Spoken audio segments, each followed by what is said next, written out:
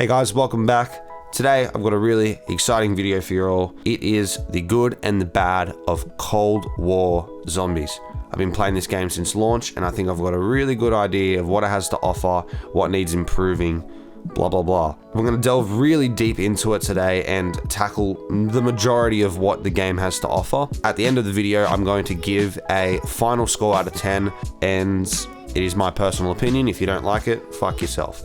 We're going to get straight into it with the good. Honestly, the most surprising thing that I thought I'd like, and it was the one thing that I was very skeptical about, and that is weapon classes, and I'm going to add skills in here as well. So weapon classes, when I first heard that you didn't have to start with a pistol, you could start with an SMG, an LMG, a sniper rifle, a rocket launcher, whatever it is that tickles your pickle, it scared me, and it scared a lot of other people as well, I think as well, because the idea of, like, imagine starting Black Ops 3 and starting with a dingo, like that just ain't it. It just scared a lot of people, but they worked it perfectly. I don't even want to start with a pistol anymore. I absolutely love the idea, and I've been enjoying starting off with many submachine guns, assault rifles, and shotguns along the way. Next thing I'd want to talk about is the skills.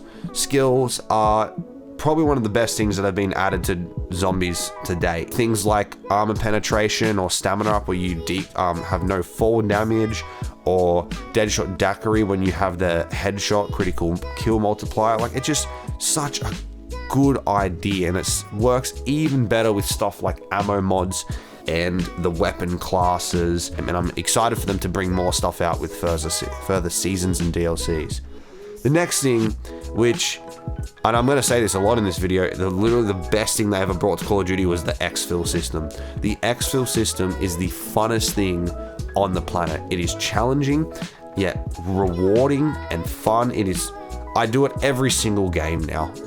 I can't remember the last time I died in Call of Duty Zombies Cold War and not exfilled. It is blood rushing. It gets harder with more people, but it's also as hard as it is solo. Literally can't think of any flaws for the exfil system. Probably, maybe there has been a few ways where they found out how to make it really easy to beat, like using monkey bombs and the chopper gunner, but it's still pretty difficult depending on what round and what gun. Especially for someone that's new coming to the game, it's still a big challenge for someone that's just starting out. Next, we're going to go straight into camos and challenges. There's something about this game and their challenges, especially that there's so much more, and especially the Dark Ops challenges.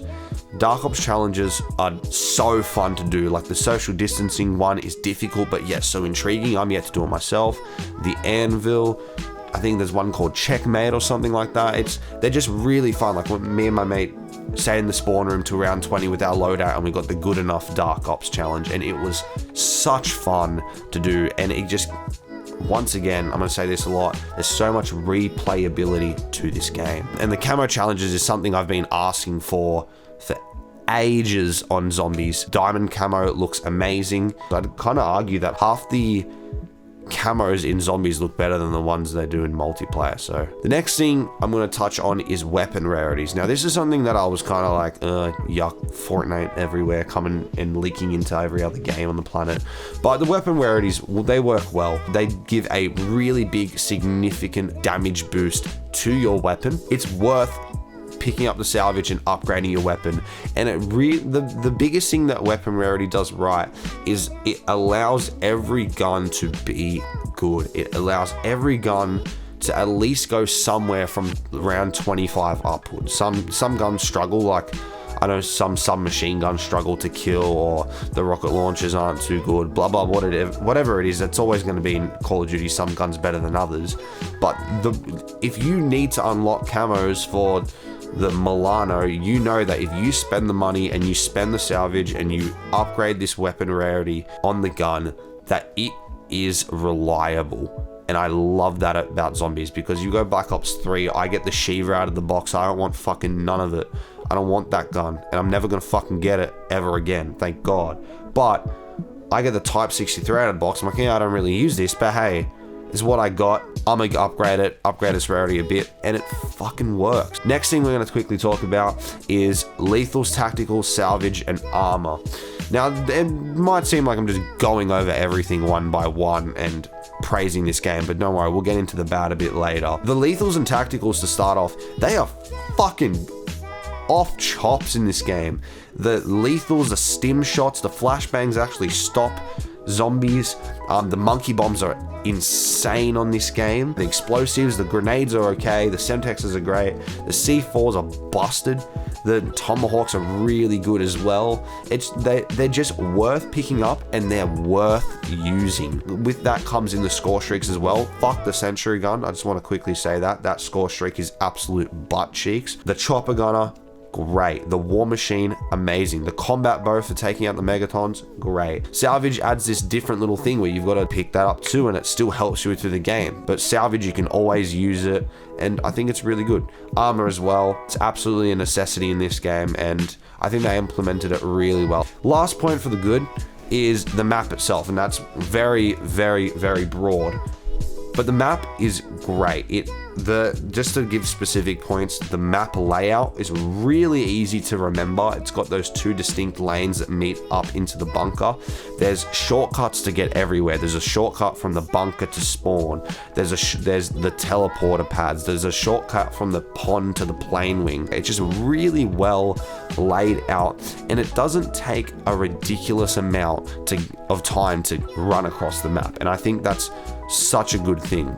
People like to train in the pond, people like to train at the plane wing, a lot of people train at spawn. You got the top of the Nuck strat. You can survive in like the Deadshot daiquiri room or the bunker if you tried to.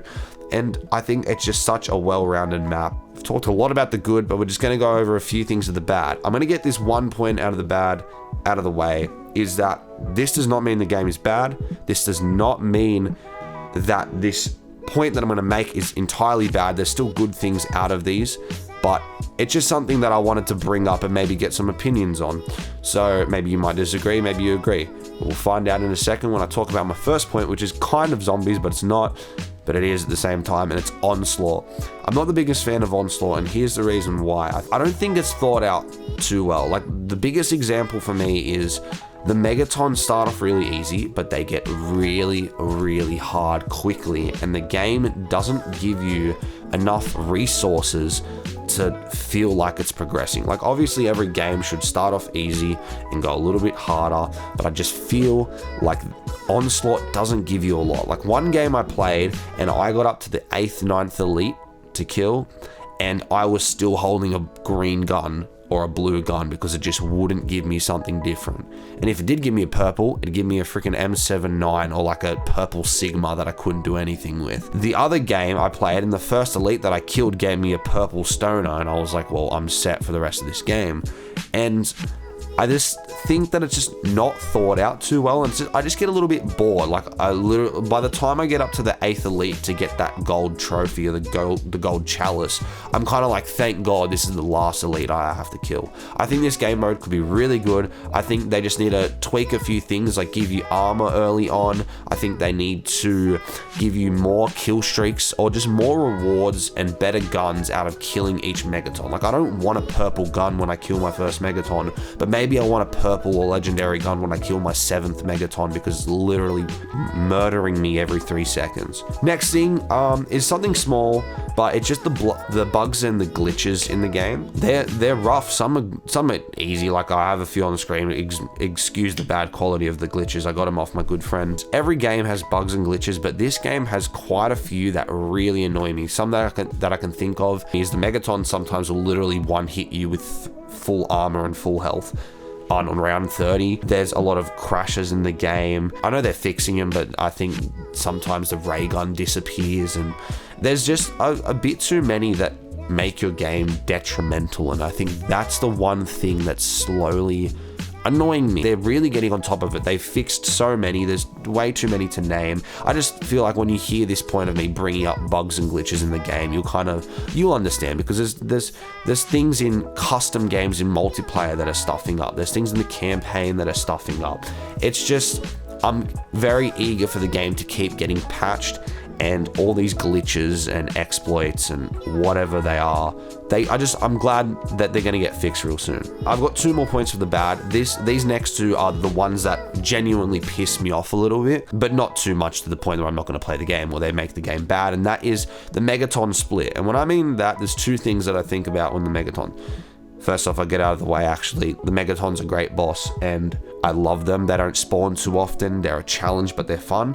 What I'm talking about when I talk about the Megaton split, this is the small thing first, of they take way too long to split. And that might be a little bit picky, but when you're on round 45 and you're on top of Narked and you're in a ring of fire and you're waiting for this motherfucker to do a 12-second split animation because he's too busy freaking turning Super Saiyan and splitting himself like a fucking cheese stick. Like, it's just annoying. And I think maybe they can make the animation a little bit smaller, shorter, because even when they split, they're still immune for a couple of seconds. Like, just make it a little bit faster, I think. So we can utilize our ring of fire a bit more. I don't know, this point might be stupid, but the biggest point about this is I don't understand why the split Megatons, the 2 motherfuckers that spawn in, are stronger than the bigger one. It doesn't make sense to me. I guess you could look at it as like the second phase of a boss is always stronger than the first, but for zombies it just doesn't work, in my opinion. Like, I think that the split Megatons need to be nerfed a little bit, maybe drop their health by 5% or lower their attack damage that they do to you by like 5%, because as soon as you add 2 players or more into the game, you get 1 Megaton, but then you get 2 to 3 Megatons every round, which calculates to 6 of these fucking split Megatons going all over the map, killing your friends and yourself. Now, this is the last point. Some might agree, some might disagree, but the one thing that I hate about this zombies mode is there is no fucking split screen. And you might say that split screen is a thing of the past, and it might be a thing of the past, but at the end of the day, you've got to realize that zombies is an arcade mode. Without split screen, there's a lot of opportunities where I can't play with my brothers, I can't play with my friends when they come over. Like, you get all the boys and you're like, oh fuck, let's kill some zombies, why not? Let's all take turns on 40-minute games each, because we've all got to sit there on my bed or the couch and watch me kill for someone else to have a go. There's not even split screen in Dead Ops Arcade, of all things. Plus, there's split screen in multiplayer as well. Like, they put it in multiplayer, but they didn't put it in zombies. Already, within the however long this game's been, 3 weeks or 4 weeks or whatever it is, there's been so many situations where I go over a friend's house, like, let's play. Wait a minute, there's no split screen. I just think that's something they need to get into the game ASAP. There's no reason why it shouldn't be in the game. It's been quite a little bit of a long video and a massive rant. The final score that I'm going to give Cold War Zombies is probably like a 7.9 to an 8. I think that's where it's sitting. It's got a lot of room to improve, and I think this game can be just as good as Black Ops 3, depending on the DLCs. Thank you so much for watching. Very excited to keep playing this game and give you guys more content.